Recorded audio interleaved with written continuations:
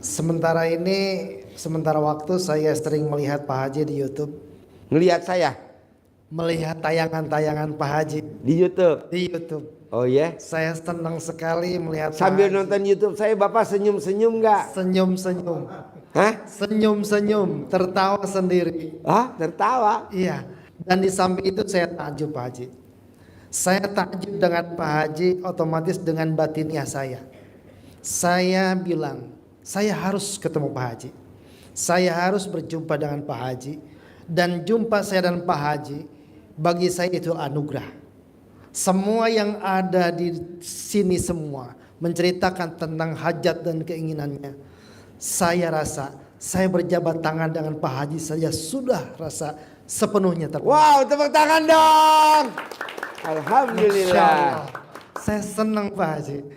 Jadi saya profesi sebagai pimpinan pondok pesantren. Pimpinan pondok pesantren di mana? Di Sukamakmur ada, di Cijeruk saya punya majelis, di Sentul juga ada. Kajian saya, kajian bil khusus kalau di Sentul itu tawasul atau zikir Thariqah Qadiriyah Naqsabandiyah. Oh, TKN. Tarik.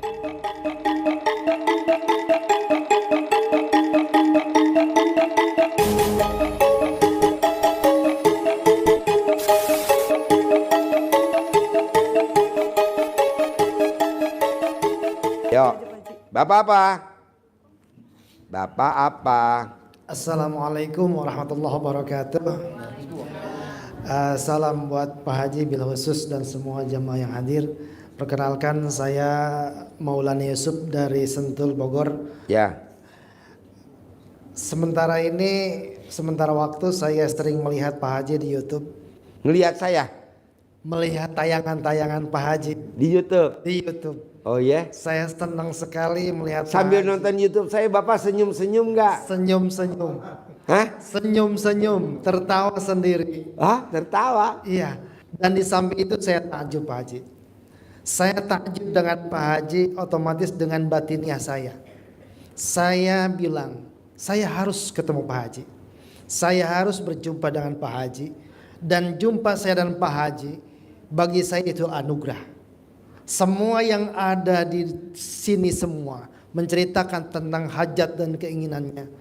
Saya rasa saya berjabat tangan dengan Pak Haji saja sudah rasa sepenuhnya terpenuhi. Wow, tepuk tangan dong. Masya Alhamdulillah. Allah. Saya senang Pak Haji. Jadi saya profesi sebagai pimpinan pondok pesantren. Pimpinan pondok pesantren di mana? Di Sukamakmur ada, di Cijeruk saya punya majelis, di Sentul juga ada. Kajian saya, kajian bil khusus kalau di Sentul itu tawasul atau zikir Thariqah Qadiriyah Naqsabandiyah. Oh, TKN. Tarekat Qadariyah Naqsabandiyah. Oh iya, Cuman TKN. TKN keluarga karena saya cucu ke-8 dari Pangeran Sake Citerep bin Raden Abdul Fattah sampai ke Sultan Hasanuddin sampai ke Wow, Syarif tepuk Jawa tangan Timur. dong. Alhamdulillah. Saya takjub, saya perbandingkan dengan ilmu-ilmu yang saya pelajari. Kebetulan Pak Haji, background saya kebanyakan tentang batiniah, tentang ma'rifat, tentang hakikat. Saya bilang Pak Haji ini waliullah min auliyaillah. Saya yakin sesuatu itu. Kenapa? Karena ulama itu terbagi dua dalam pribadi saya merasakan. Ada Bos, ulama. shoot bos. Tepuk tangan dulu dong. Bos, apa yang lo kok tajub sama ilmunya RDA ya bos? Apa yang bikin bos kok seneng sama ilmu RDA? Apa bos? Unik Pak Haji. Satu itu. Keduanya ini memang kearifan dari leluhur. Dulu saya juga pernah, orang tua saya pernah menceritakan, bahkan menunjukkan centong itu. Itu dulu waktu kecil. Kakek saya wafat usia 121 tahun. Dan kebetulan memang keluarga kami keluarga agamis, tetapi ada juga yang di luar itu artinya banyak mistisnya. Nah, saya belajar di pesantren sampai memimpin pondok pesantren kebanyakan juga kajian-kajian tentang tasawuf. Nah, berkaitan dengan takjubnya ke Pak Haji ini, ada ilmu yang spesifik. Kalau mungkin dalam Karomat Tuan Syekh Abdul Qadir banyak menceritakan tentang karomat dan ketakjuban. Tetapi di sisi lain ada cerita tentang Abu Nawas. Ini Abu Nawas juga luar biasa. Ketika Abu Nawas ditanya berlari ketika hujan, Abu Nawas, kenapa kamu lari dengan hujan? Hujan itu kan rahmat. Kata Abu Nawas, justru aku lari takut menginjak-injak rahmat Allah, katanya.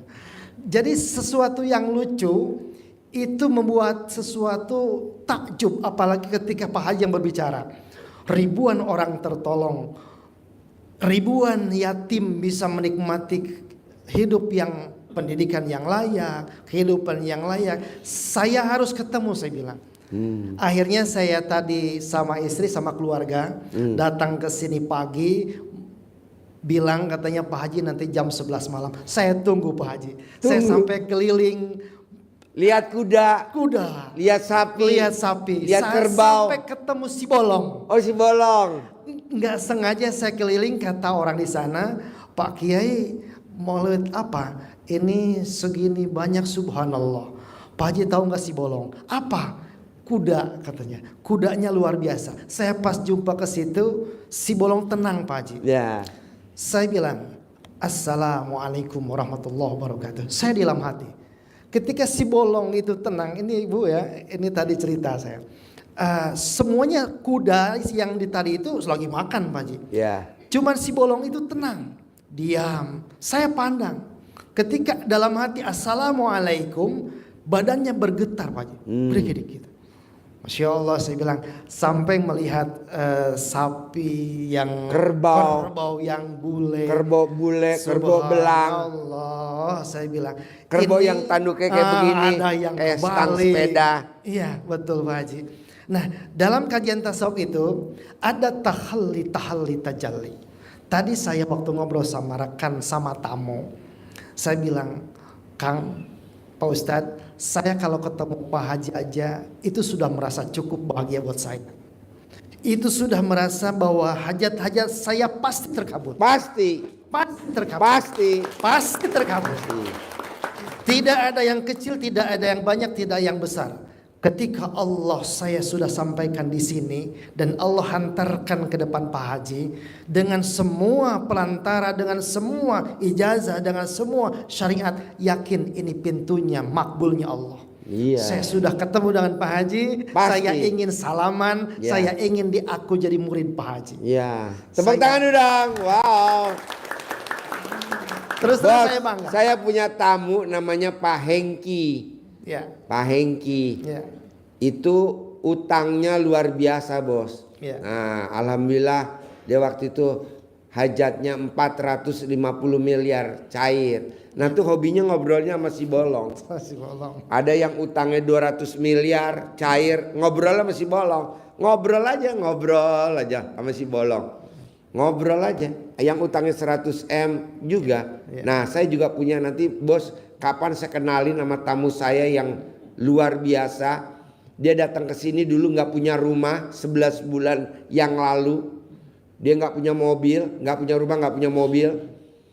Nah, dia praktekin ilmunya RDAY, hampir dia privat tiap hari, dia privat.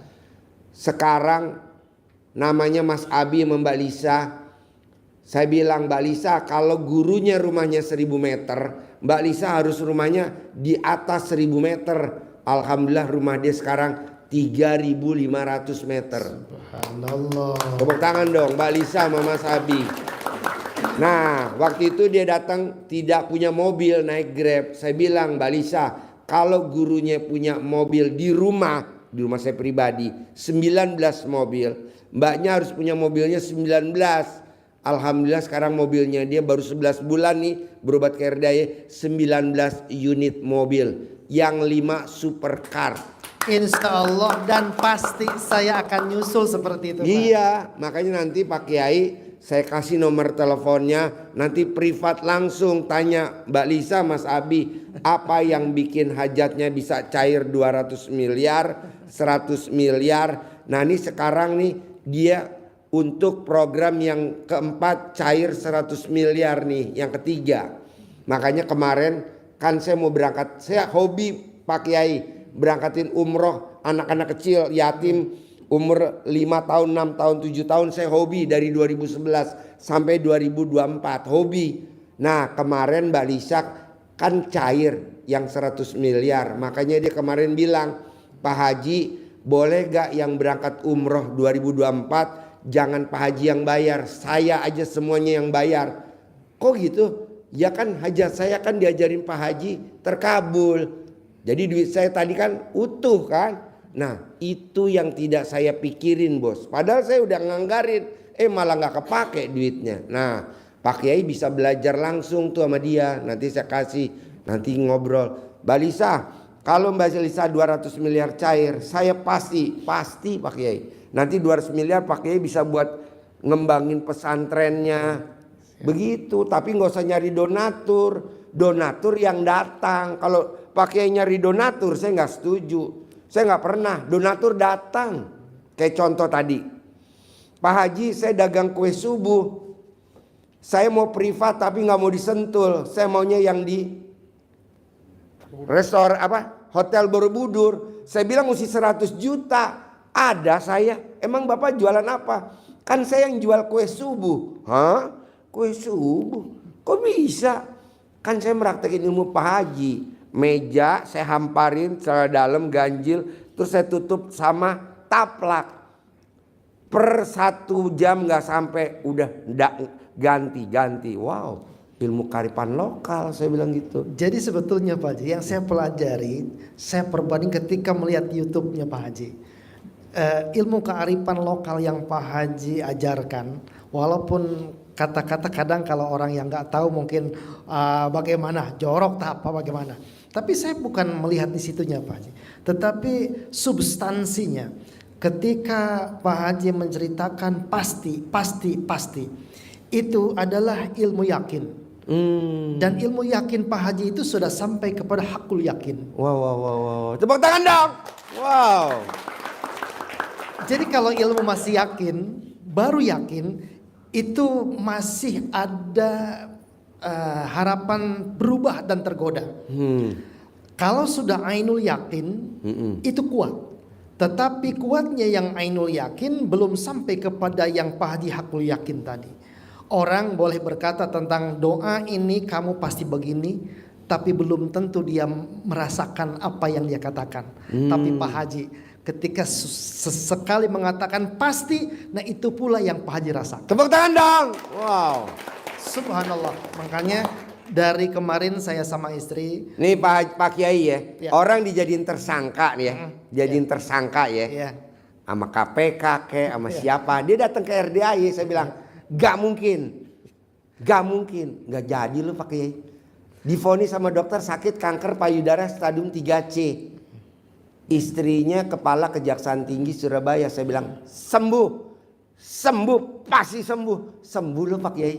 Ada lagi sakit leukemia, ya Kang Nur ya. Saya bilang pasti sembuh. Mana ada orang sakit leukemia sembuh? Pasti sembuh loh Pak Kiai. Enggak saya sentuh. Orangnya ada di rumah sakit di ruang isolasi, yang datang kemari uangnya doang, sedekahnya. Boro-boro yang sakit kan di ruang isolasi. Gue bilang udah pasti sembuh lah.